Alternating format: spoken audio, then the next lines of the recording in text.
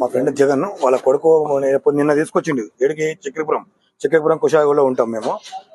మా కాలనీలో ఉంటాడు ఆయన కూడా. అక్కడ ఉంటే నిన్న తీసుకొచ్చి ఆల్రెడీ బిర్యానీ తినిపించిండు. పొద్దున 10 గంటలకు తీసుకొచ్చిండు.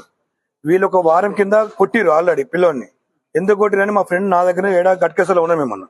మా పిల్లని ఎందుకు కొడతారని ఫోన్ నుంచి ఫోన్ చేసిండు. చదవకపోతే మాకు చెప్పండి, ఎందుకు కొడతారు మీరు, ఎందుకు టార్చర్ పెడతారు అని చెప్పి తెల్లారు తీసుకెళ్ళిండు. తీసుకొని మళ్ళీ వచ్చినాక బాబు చెప్పిన ఎందుకు కొట్టిరా ఏం కాదంటే ఇట్లా ఒత్తిడి చేస్తారు మమ్మల్ని, చాలా ఇబ్బంది పెడతారు అంటే ఈ సంవత్సరం చదువుకోరా, నెక్స్ట్ ఇయర్ తీసేస్తాం మళ్ళీ వెళ్ళి, వద్దు మనకి ఇక అక్కడనే కుషాయిగూడ వేరే ఏసల్ కాలేజ్ చదువుకుందాము అని కూడా చెప్పిండు. నిన్న కూడా చెప్పిండు ఆల్రెడీ.